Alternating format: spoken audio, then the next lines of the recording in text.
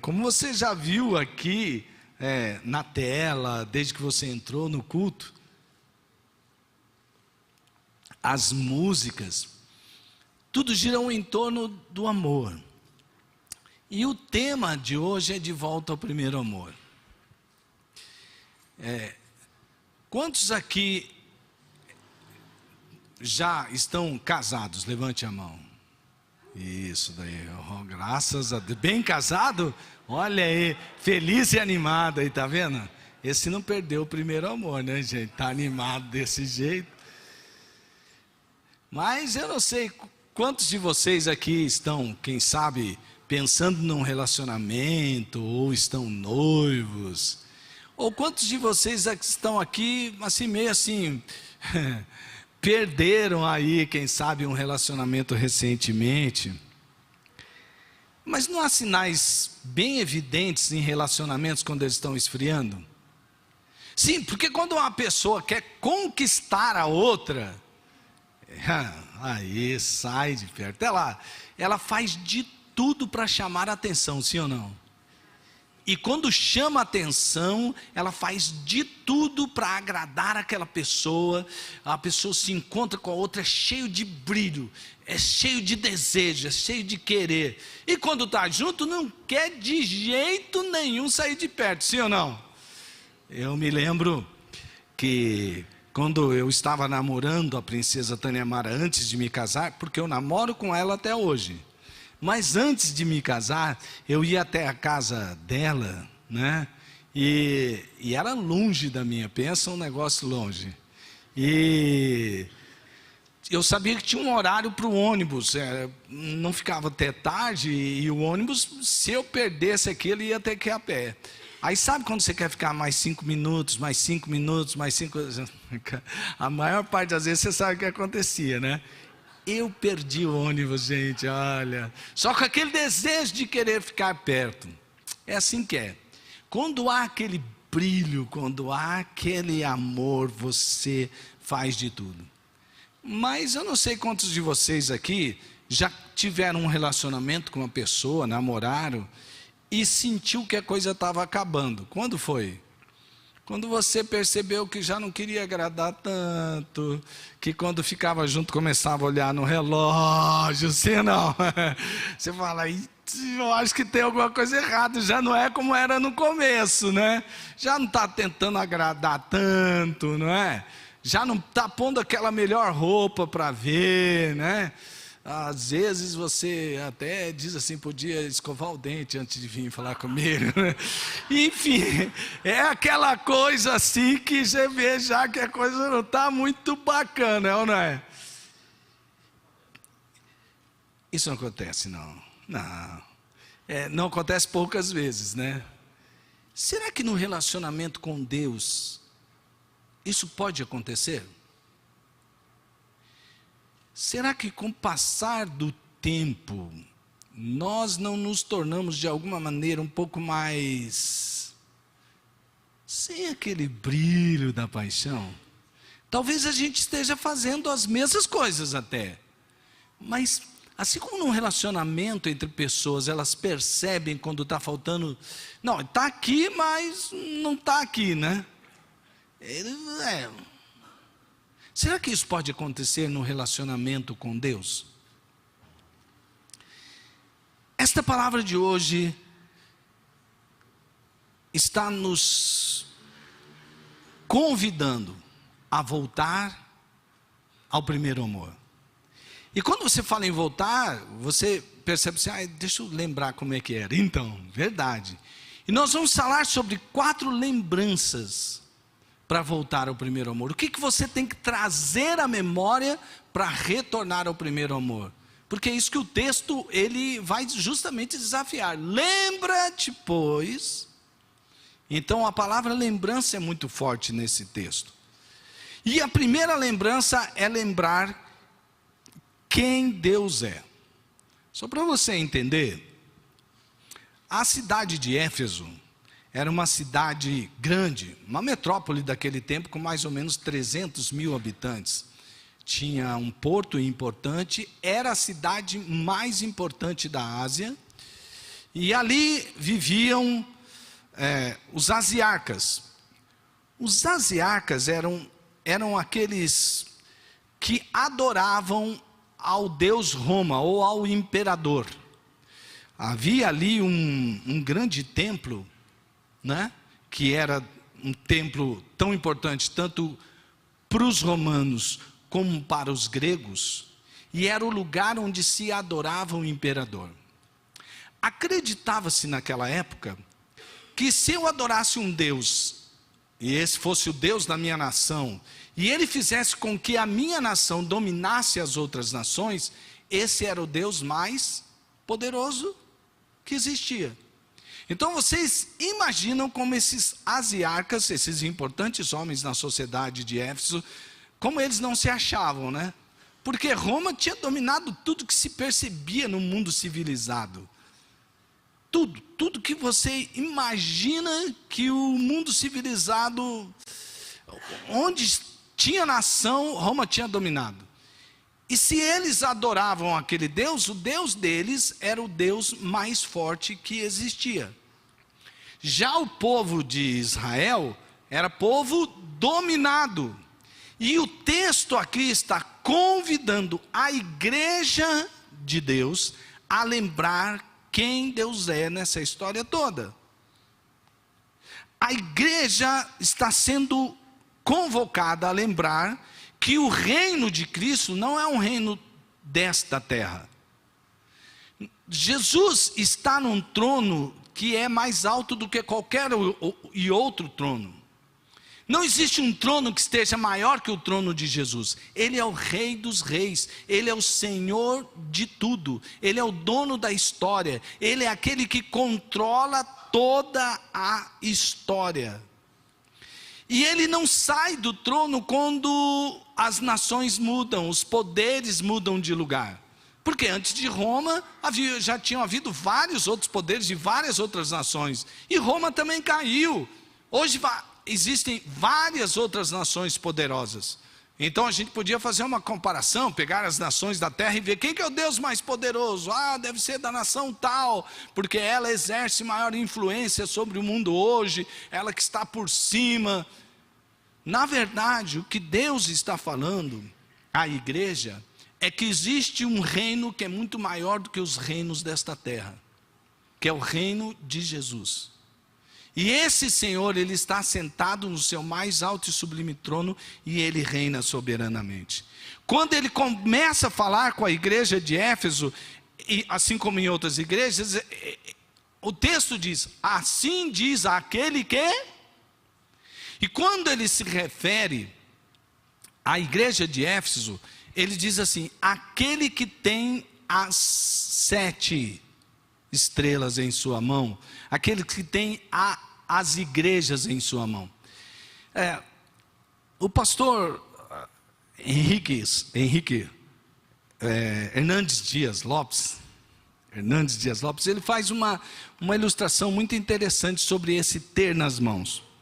E eu vou fazer a mesma discussão porque eu achei muito elucidador do jeito que ele fez.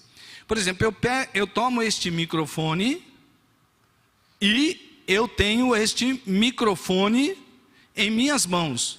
Mas, veja só, agora se eu pegar a chave do meu carro, que é menor que esse microfone, e tomá-la nas mãos, você quase não vai ver a chave, você vai ver só minhas mãos.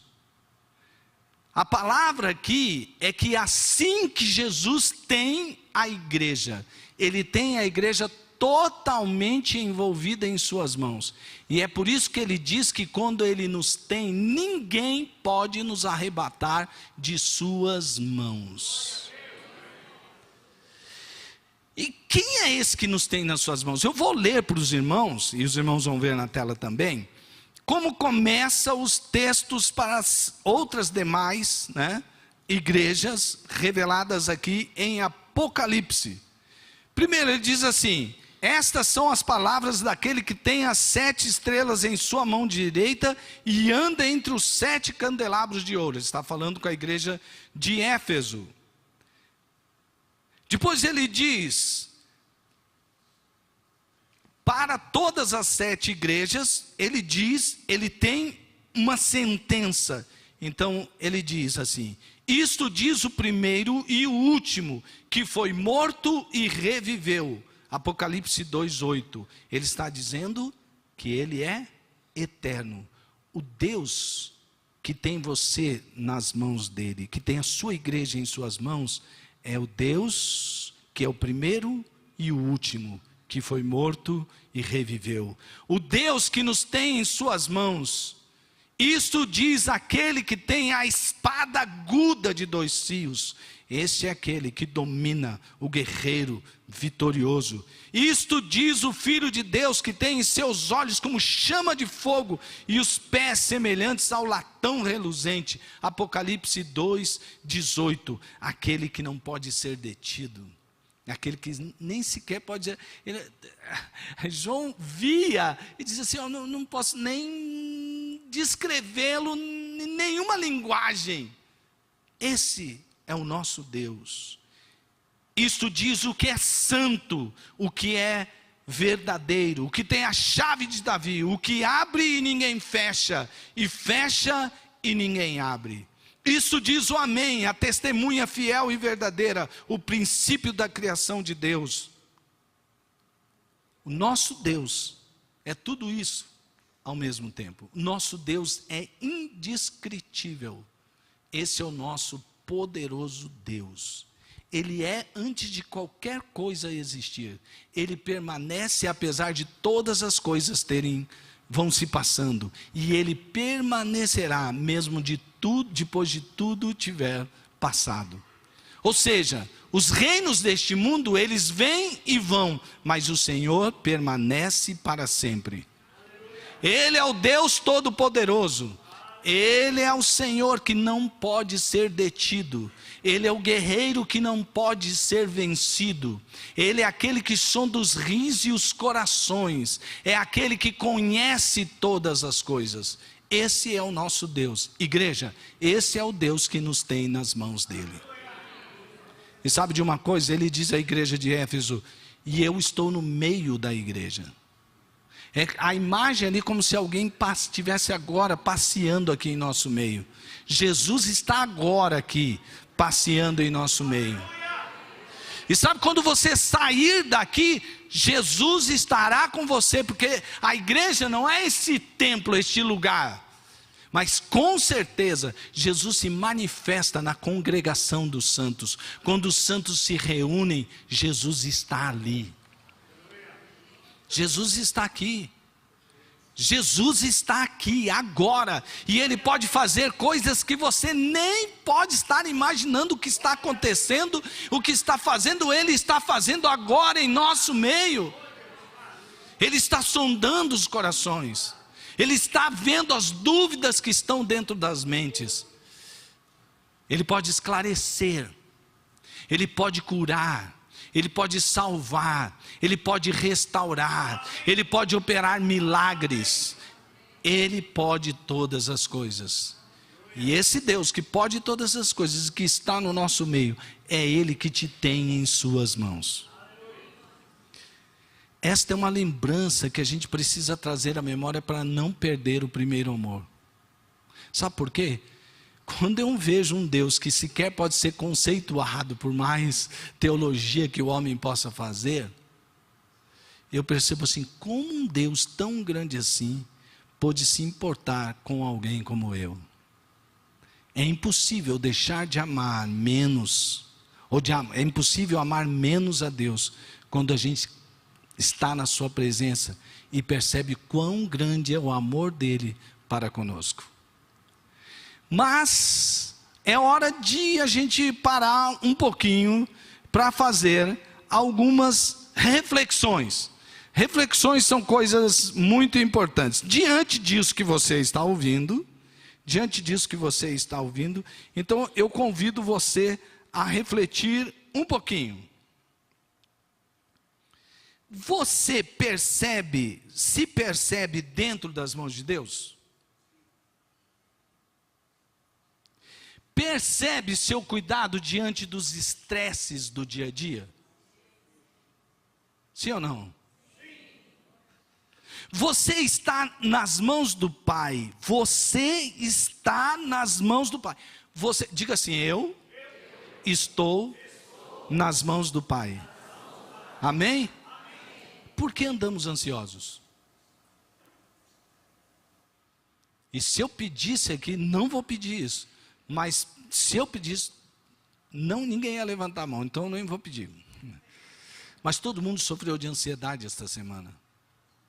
99,99% sofreu de ansiedade. A gente só não diz 100% para deixar vai que, né? Mas sofreu de ansiedade. E por quê?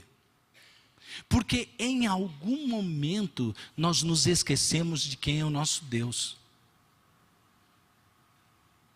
Porque você, ao invés de olhar para Deus, você começou a olhar para o redor e falar: bom, é verdade, Deus é esse Deus. Mas olha o que aconteceu com fulano, olha o que aconteceu com Beltrano, olha essa circunstância aqui, olha isso daqui ali. Mas e será que isso vai acontecer comigo? E aí essas coisas vão desviando você da fé do Deus que pode todas as coisas.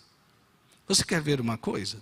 Quando você se preocupa, por exemplo, com a sua situação financeira, quem é o dono do ouro e da prata? E Ele te ama? Quem vai cuidar de você? Quando você está com alguma dúvida sobre a sua saúde, e você pensa assim: e se o nosso Deus pode todas as coisas, sim ou não? Ele pode curar, sim ou não? Ou Ele pode não curar e ainda assim mesmo te dar paz? Sim ou não? Nós já oramos por pessoas que curaram e nós já oramos por pessoas que não foram curadas. Eu já vi pessoas que pegaram, irmãos que tiveram um câncer e que foram curadas do câncer. Você já viu isso? Vimos um testemunho aqui há pouco tempo no Tadel, da irmã que pediu a palavra no fim do encontro de líderes. E lá no encontro de líderes, e nós vamos ter um encontro de líderes no próximo domingo, às 10 da manhã. Ela pediu para dizer que exatamente quando a médica falou para ela sobre o exame, a médica se emocionou. Por quê? Porque disse assim: não é que diminuiu, não é que está sumindo, não há mais sinais aqui. Agora, eu e você conhecemos pessoas pelas quais nós oramos, e elas tiveram câncer, foram para o hospital e foram para o céu.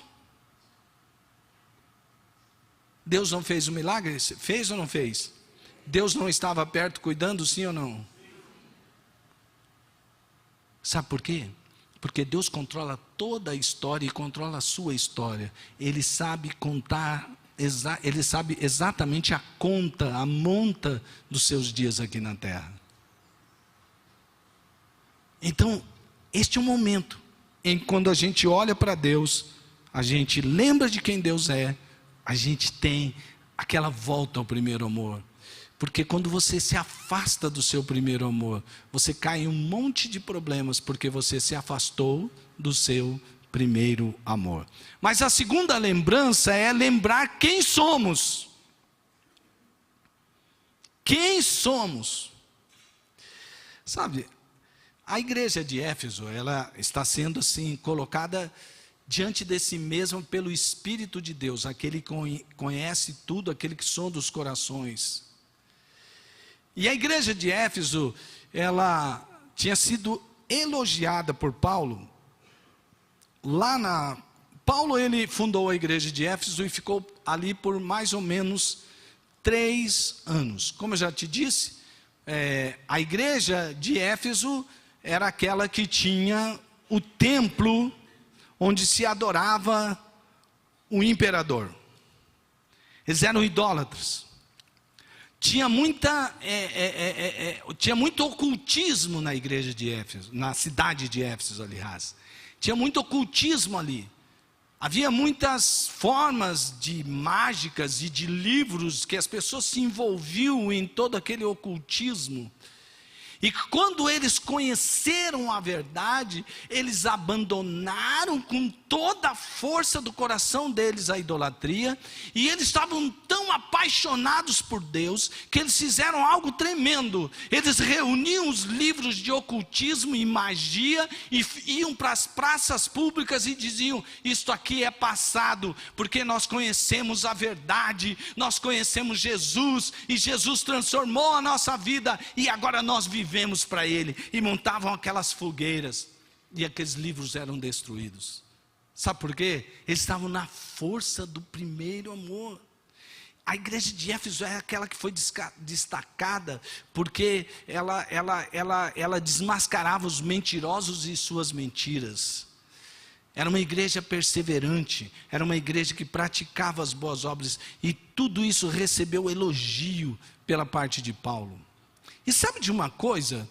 Parece que isso não deixou a igreja de Éfeso, porque aqui nesse texto mesmo, ele diz assim: conheço as suas obras e o seu trabalho árduo e sua perseverança, sei que você não pode tolerar homens maus, que pois aprova os que dizem ser apóstolos, mas não são, e descobriu que eles eram impostores. Você tem perseverado e suportado os sofrimentos por causa do meu nome. E depois ele ainda elogia: tem mais uma coisa a seu favor, você odeia a prática dos nicolaítas, como eu as odeio. Os nicolaítas eram um tipo de doutrina meio permissiva. É tipo assim: você tem que ser santo, mas não tem aquela coisa, o cara tem que ser crente, mas é que tem certas coisas, né, que deixa para lá. É tipo assim: vamos fazer vista grossa, vai, deixa para lá, não tem tanta necessidade assim. E aqueles irmãos em Éfeso, eles buscavam pureza total. Eles eram tão apaixonados por Deus que eles não queriam mais nada com o pecado de antigamente. A igreja sempre é conhecida por Deus. E Deus não deixa aqui, o Espírito de Deus não deixa de elogiar a igreja, que continuava fazendo as mesmas coisas que fazia antes. Eles faziam muito boas obras. Deus não está dizendo que não vale nada, por exemplo, fazer boas obras. Não, Ele está dizendo: olha, vocês fazem boas obras. Quando Paulo escreveu a carta a Éfeso, eles os elogiaram pela fé e pelo amor. E ali dentro do contexto, aquele que produzia boas obras, eles se importavam com as pessoas, com as dificuldades das pessoas. Era demais. E quando o Apocalipse é escrito, e aí Paulo foi pastor daquela igreja. Olha só que igrejaça, gente. Paulo foi pastor da igreja. Depois ele ficou cuidando da sua igreja, mesmo na prisão, lá em Roma. Já se passaram depois ele ficou 3 anos, mais ou menos, em Éfeso, como pastor. Mais 2 anos preso em Cesareia, numa colônia penal lá. E aí depois ele ficou mais 2 anos preso em Roma. E em Roma, quem sabe, é onde ele escreveu essa carta de Éfeso. E logo depois que ele deixa a igreja, tem que deixar alguém cuidando, ele simplesmente põe Timóteo para ser pastor da igreja. Sai Paulo, entra Timóteo. E sabe quem veio depois de Timóteo? O apóstolo João foi pastor daquela igreja de Éfeso. E sabe qual a primeira igreja que Deus revela nessa revelação a João? Porque João está preso na ilha de Patmos, uma ilha vulcânica, né? Onde tem ali também uma colônia penal. Certamente ele é o último dos apóstolos vivos, dos que estavam vivos, todos tinham partido, né? Ele era o único vivo naquele momento. E ele já tinha visto tantas coisas, mas Deus revela aquela igreja ao seu próprio pastor. E ele diz: João, olha aqui, essa igreja, parabéns. E João, eu imagino que quando aparece aquela lista toda, olha só, a igreja continua, estou preso aqui, mas essa igreja continua demais. Sim, porque apesar de toda a perseguição do imperador, e o imperador daquela época era comparado a Nero. Ele era cruel, ele estava desejando varrer as igrejas cristãs do mapa, perseguindo, mandando prender, matando, e aquela igreja era, a palavra diz que aquela igreja era perseverante. Essa é uma igreja que não tem defeito, gente. Como que a igreja me mostra um defeito nessa igreja? Será que há algum defeito nessa igreja? Trabalhavam arduamente até a exaustão e sob pressão, tinham pureza doutrinária, se opunham firmemente aos falsos mestres, não podiam suportar os maus, até aqueles que se chamavam apóstolos e não eram, eles encaravam na doutrina, na palavra, eles desmascaravam, eles eram resistentes no labor, eles odiavam as práticas mundanas. Gente, essa igreja é perfeita. Antes da gente partir para a terceira lembrança, quero fazer algumas perguntas para você. Porque aqui, Jesus meio que está passando a igreja em revista. Você não quer um pouquinho parar agora, convidando você, parar um pouco e pensar sobre você mesmo? Não é uma tarefa muito fácil, né? Geralmente a gente prefere julgar os outros. É mais fácil e dizer assim, bom, até, porque às vezes a gente até, né, para disfarçar, a gente fala, não, eu sei que eu sou errado, ninguém é perfeito, mas o fulano, e aí ó, a gente justifica de novo e depois agora, vamos olhar para dentro de nós mesmos. Você tem dedicado tempo para servir a Deus e ao próximo? Pense com você. Sua vida é aprovada pela palavra? A sua vida condiz com aquilo que a palavra diz? Você tem andado na verdade que desmascara a mentira?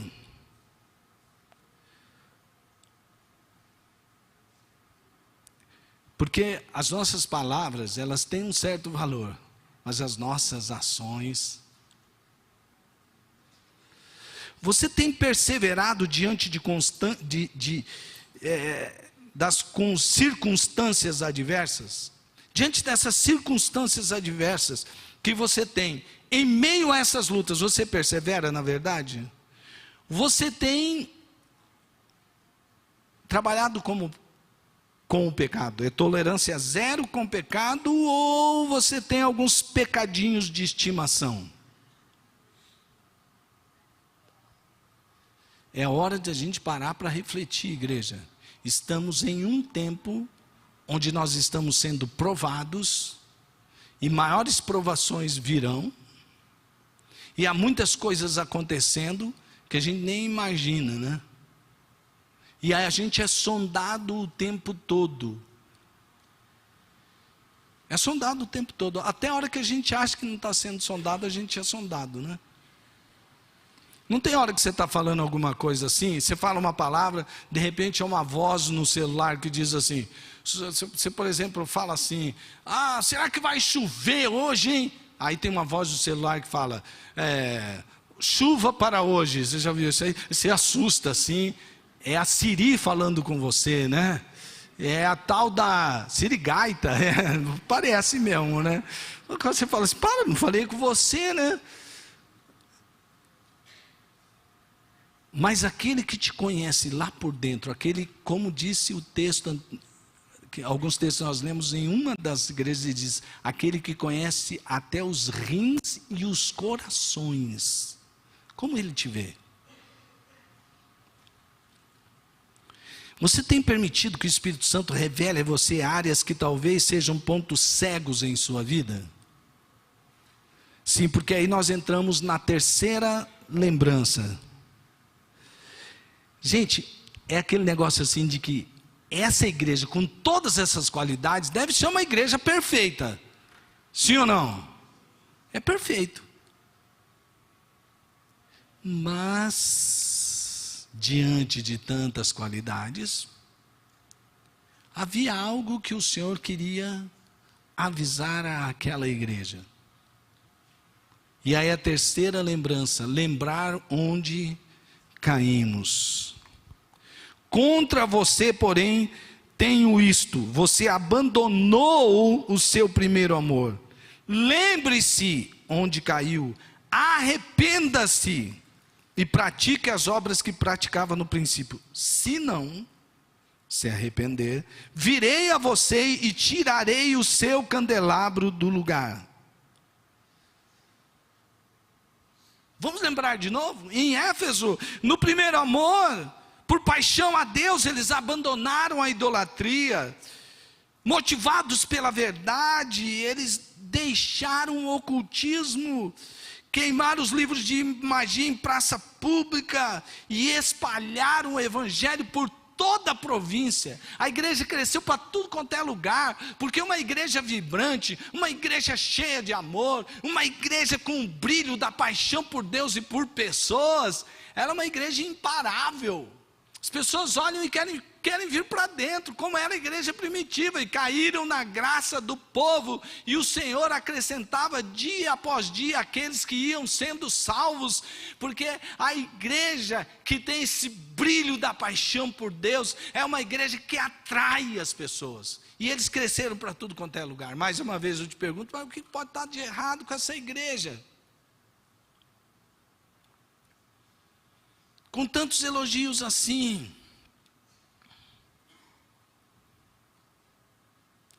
Primeiro amor, segundo Strong, pode significar banquetes de amor, como se fosse uma lua de mel. É óbvio que o que está acontecendo aqui, não é alguém que disse assim, ó, a gente já amou, mas não ama mais. Não está acontecendo um divórcio aqui. Mas está acontecendo algo com aquela igreja, que eles estavam perdendo o brilho. Já não era mais como antes. E aquela igreja é convidada a fazer uma retrospectiva. Agora há pouco a gente fez uma introspectiva, né? Aquela igreja está sendo convidada a fazer uma retrospectiva, para que ela perceba quando é que o brilho se apagou. Quando é que a paixão de vocês foi sumindo, desaparecendo? Porque é que agora, e parece que aqui é o que estava acontecendo, vocês estão como se estivessem no piloto automático. Vocês fazem, sim, mas fazem por fazer.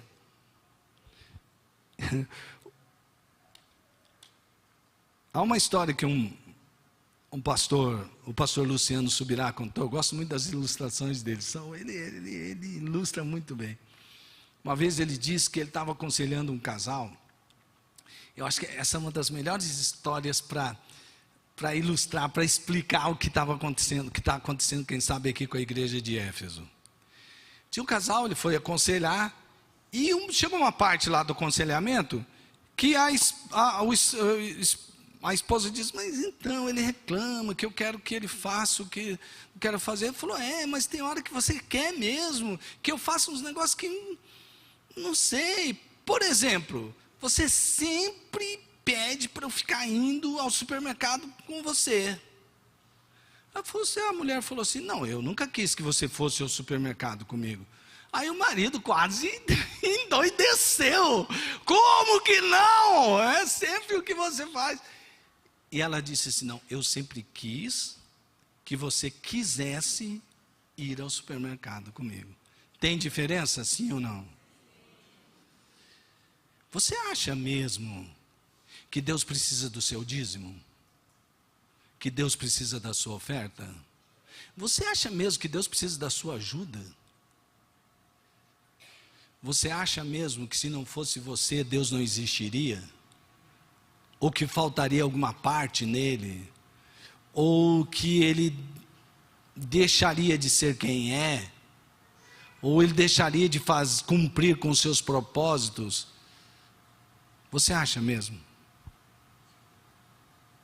Sabe por quê? Deus deixou tudo que ele deixou. Quando ele deixou os mandamentos, sabe que é para o seu bem? Sabe quando Deus tem coisas para você fazer, você sabe que é para o seu bem? Sabe por quê? Porque você tem uma identidade em Deus, e Ele tem um propósito para a sua vida. Então Ele não deseja que você cumpra os mandamentos com aquela cara de quem, vou fazer, né? Porque senão vai que eu desobedeço a Deus e Ele me manda para o inferno. Deus quer que você queira. Você quer? Eu imagino que uma pessoa, quando ela está no primeiro amor, fala assim: vamos contribuir para que... Lembra daquele vídeo que é: ou você vai abrir ou vai fechar a torneira da água, né? Que é aquelas pessoas que abrem poços na África, e aquelas pessoas recebem água potável, e eles se alegram, e eles têm água como nunca tiveram, e a nossa oferta está abençoando essas pessoas lá na África. Eu imagino que quem está no brilho do primeiro amor, ele fala: como é que eu faço? Eu acho que eu vou conseguir, eu vou ganhar um dinheirinho essa semana, eu vou contribuir para isso. Olha, tal coisa assim, não, tem que arrumar um dinheiro lá, sabe por quê? Porque preciso ofertar. Você viu aquele testemunho daquela pessoa que foi transformada, um trabalho da nova criatura, lá nos presídios, lá nas casas de abrigo. Eu preciso contribuir com isso, eu desejo. Esse é aquele que tem o brilho do primeiro amor. E quem não tem mais o brilho do primeiro amor?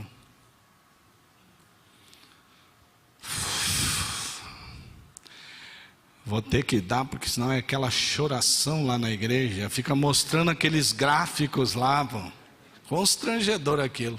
Senão eu vou receber recadinho no WhatsApp, agradecendo pela oferta que eu não dei. Tem muita gente indo. Você recebeu um recadinho de oferta que você não deu.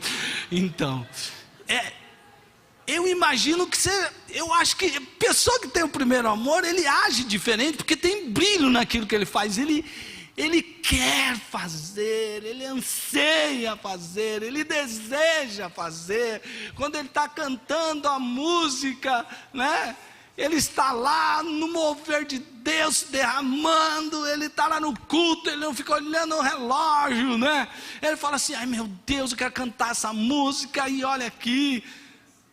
Uma vez a gente estava num retiro, e estava cantando aquela música que fala: abra as comportas do céu, faz chover, faz chover. E realmente a música, o pessoal foi animando, o pessoal foi levantando a mão, e de repente a gente viu uma galerinha que sempre ficava fora, assim, e você sempre tem que pôr para dentro, né? Eram uns adolescentes, uns jovens.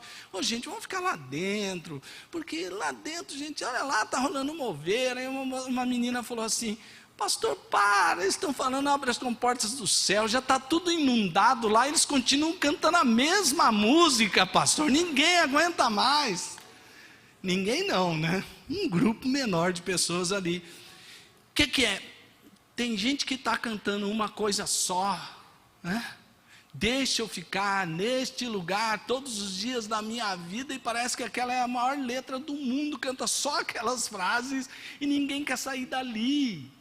Porque ali tem a presença de Deus. E não adianta você entrar aqui e falar assim: mas é que nessa igreja aí não tem a presença de Deus, eu vou em outras igrejas. Meu irmão, a presença de Deus está com todos aqueles que o buscam. Buscam de todo o seu coração e querem Ele. Você pode entrar no lugar mais frio do mundo espiritualmente. Se você buscar a Deus, Deus ali estará com você, porque você é a igreja dele.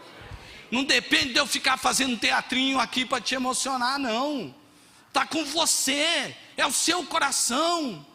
Quem está no primeiro amor ou não está no primeiro amor, sou eu, é você. Nós é quem decidimos onde nós estamos. E por fim, é lembrar que o céu é melhor que a terra. Você já viu aqueles filmes assim que conta tipo assim, sobre alguém que foi para o céu, aí voltou? E assim, eu não estou querendo desfazer da experiência de ninguém, por favor me entenda bem.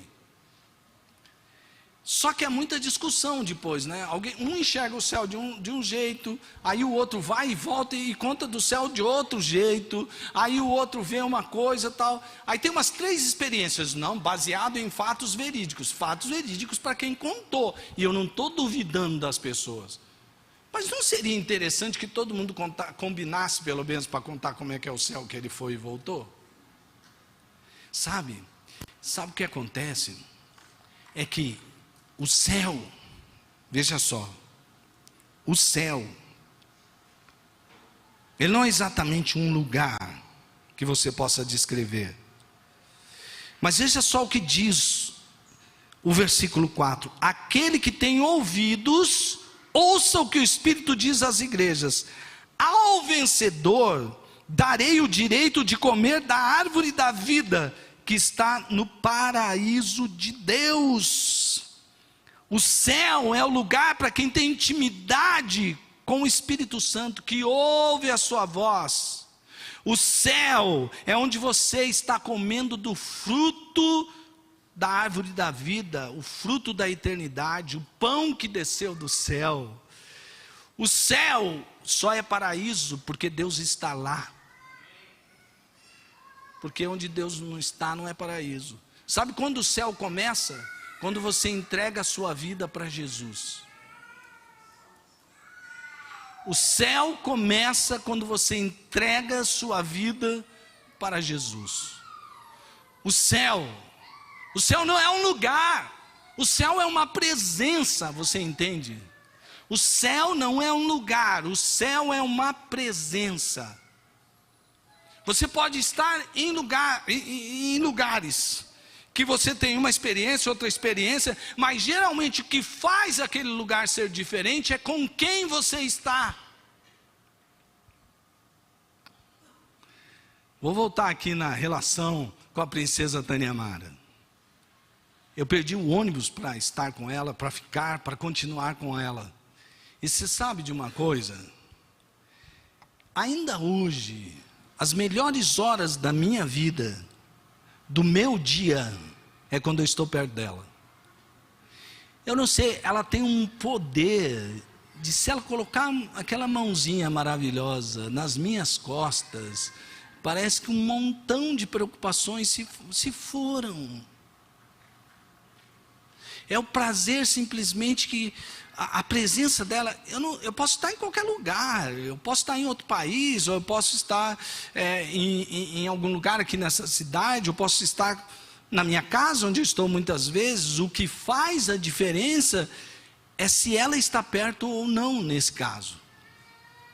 Agora, o maior de todos os amores, e aquele a quem eu dedico todas as minhas forças, de todo o meu coração, o meu maior amor é o meu Senhor, o meu Deus. E a presença dele faz toda a diferença na minha vida. E quando não o sinto, eu procuro buscá-lo e dizer: Deus, ainda que eu não sinta, eu vou confiar na tua palavra, que é a verdade, porque o Senhor prometeu estar comigo todos os dias até a consumação dos séculos. Isso é céu. Isso é céu. Olha, agora nós já vivemos no céu porque estamos na presença de Deus, mas ainda há algumas lentes que não permitem que a gente veja Jesus exatamente como Ele é. Mas chegará o tempo em que nós o veremos tal qual Ele é. Jesus está voltando. Jesus está voltando. Jesus está voltando. Tudo indica que Jesus está voltando. Todos os sinais estão aí, e eles estão cada vez mais intensos. Jesus está voltando. E que dia glorioso será quando nós nos encontrarmos com Jesus. Porque naquele dia todo olho verá, todo joelho se dobrará, e toda língua confessará que Jesus Cristo é o Senhor, para a glória de Deus Pai. E aí, ao fim de tudo, nós vamos estar na presença de Deus. Isto é o paraíso. É o paraíso porque quando você chorar, Ele próprio é quem limpará a lágrima dos seus olhos. Quando você chegar na presença de Deus, vai ser a última vez que você vai chorar, porque quando Ele estancar as suas lágrimas, você não chorará mais, você não precisará mais desta energia para ter luz, porque o próprio Deus será sol em seu paraíso. Você não sofrerá mais dores, você não passará por mais tribulações, nada mais daquilo que te causava problemas e dores existirão quando o nosso Senhor Jesus voltar, quando nós partirmos e estivermos com Ele. É isso que a presença de Deus faz, é isso que a presença de Deus faz. Agora, uma boa parte de nós, e por vezes, cada um de nós, vivemos mais presos às coisas dessa terra do que a expectativa da volta de Jesus. Uma vez, ainda que por brincadeira, eu vi algumas pessoas comentando: eu quero muito que Jesus volte. E aí tinha um jovem lá: mas antes eu quero casar. Aí eu quero muito que Jesus volte, mas antes eu queria conhecer tal lugar. E eu vi tantas comparações paupérrimas, porque quando Jesus voltar e você estiver conectado a Ele e Ele conectado a você, tudo aquilo que você já conheceu antes não vai fazer sentido nenhum. Você vai pisar naquilo que tanto você valorizava, como o ouro e a prata. As ruas serão de ouro, não é porque você viu como vai ser rico lá no céu. Não sabe por que as ruas serão de ouro? Porque aquilo que você valorizava tanto, você vai pisar lá no céu. Mas quando você ver Jesus, você vai ter uma coroa que está preparada para você, mas você vai tirar a coroa e depositar aos pés de Jesus, porque você vai dizer: Jesus, por mais que eu ganhasse prêmios, por mais que eu fosse aplaudido, por mais que eu tivesse reconhecimento, agora, meu Jesus, o que me importa é estar na sua presença, é adorar ao Senhor, é experimentar essa relação. Isso é o céu. O céu não é um lugar, o céu é uma presença. Isso é voltar ao primeiro amor. Isso é deixar o brilho do primeiro amor queimando o tempo todo na sua vida.